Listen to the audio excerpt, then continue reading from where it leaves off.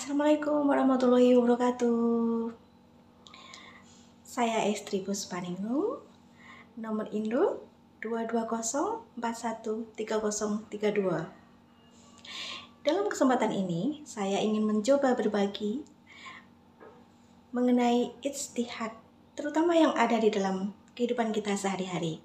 Besar harapan saya, semoga apa yang menjadi penjelasan saya ini bisa berguna dan bermanfaat bagi kita semuanya.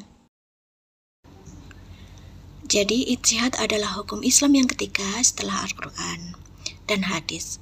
Apa itu ijtihad?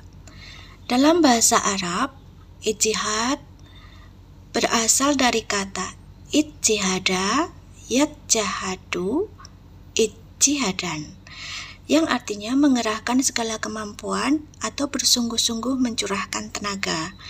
Jadi ijtihad adalah mencurahkan segenap tenaga dan pikiran secara sungguh-sungguh dalam menetapkan suatu hukum. Sedangkan orang yang berijtihad disebut dengan mujahid. Jadi di sini jelas ya.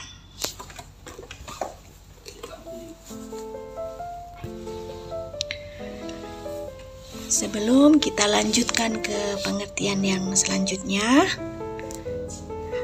dan siapa itu yang boleh berijtihad? Yang pertama adalah dia yang memiliki pengetahuan yang luas dan mendalam.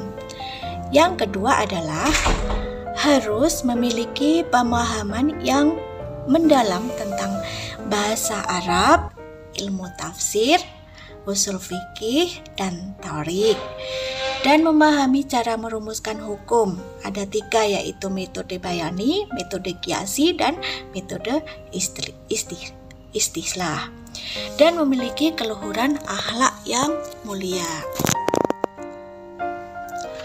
Dan ini tidak mudah, tidak semua orang bisa ya untuk berijtihad atau menjadi mujtahidin.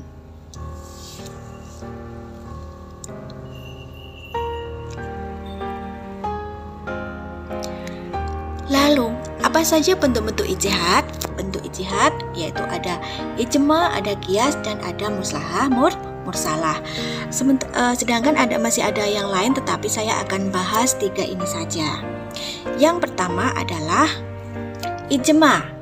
Ijma adalah kesepakatan seluruh ulama mujtahid pada suatu masa setelah zaman Rasulullah atas sebuah perkara dalam agama.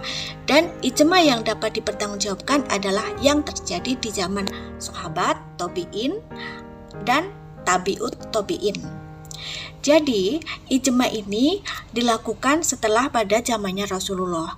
Karena pada zaman Rasulullah, bila ada permasalahan mengenai agama, maka akan langsung ditanyakan kepada beliau. Ya.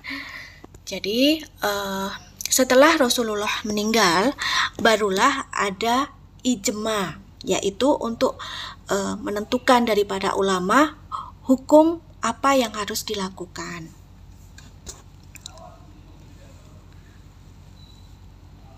Dan karena setelah zaman mereka, para ulama ini telah berpencar dan jumlahnya banyak, serta perselisihan semakin banyak, sehingga tak dapat dipastikan bahwa semua ulama itu bersepakat.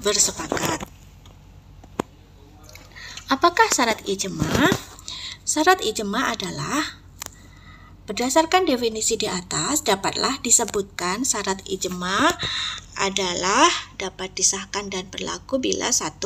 Terjadinya kesepakatan di antara para ulama, ya. Yang kedua, kesepakatan seluruh ulama Islam. Yang ketiga, contoh ijma adalah perubahan hukum rokok yang tadinya makruh menjadi haram. Rokok itu, apa sih makruh itu? Makruh adalah sesuatu yang bila dilakukan tidak apa-apa, namun bila tidak dilakukan, dia akan mendatangkan pahala. Gitu ya. Jadi, rokok itu, kita menghisap rokok itu, akan lebih banyak tidak manfaatnya, karena bisa mendatangkan penyakit, kemudian juga boros, kemudian juga mengganggu di sekitar kita karena asapnya bisa menimbulkan batuk, bisa menimbulkan pedih di mata dan sebagainya. Jadi kita lihat di sinilah beberapa contoh. Nah, ini adalah kebetulan beberapa laki-laki yang sedang merokok ya. Oke, selanjutnya yang kedua adalah kias. Kias adalah mempersamakan atau menganalogikan masalah baru yang tidak terdapat di dalam Al-Quran dan hadis dengan yang sudah ada hukumnya dalam Al-Quran dan hadis karena kesamaan sifat dan karakternya. Ya, jadi contohnya itu adalah pada zaman dulu itu ada yang namanya homer. Homer itu adalah minuman yang diharamkan dan dilarang oleh ulama. Kalau pada zaman saat ini contohnya banyak ya, seperti red label, black label, whisky, arak, kemudian narkoba, ganja. Karena itu ada kesamaan, jadi itu kita diharamkan maksudnya tidak boleh dikonsumsi. Ini di sini juga ada bir ya, bir ini juga tidak boleh. Kemudian ini ada arak juga beralkohol. Kemudian di sini ada juga contoh minuman keras yang lain ya, seperti dewar. Ini adalah tidak boleh. Yang terakhir adalah maslahah mursalah, adalah penetapan hukum yang menitik beratkan pada kemanfaatan suatu perbuatan dan tujuan hakiki universal terhadap syariat Islam. Contohnya seperti apa? Contohnya adalah contoh daripada maslahah mursalah adalah sebagai berikut. Seseorang wajib mengganti atau membayar kerugian kepada pemilik barang karena kerusakan di luar kesepakatan yang telah ditetapkan. Jadi misalkan kita merusakkan barang sementara tidak ada perjanjian bahwa merusakkan tidak mengganti, maka kita harus mengganti barang yang sudah kita rusakkan tersebut. Demikian apa yang bisa saya sampaikan mengenai kesempatan kali ini. Apabila ada salah ucap, salah kata, mohon dimaafkan. Semoga bermanfaat. Wabillahi taufik wal hidayah. Wassalamualaikum warahmatullahi wabarakatuh. Sampai bertemu pada kesempatan yang akan datang.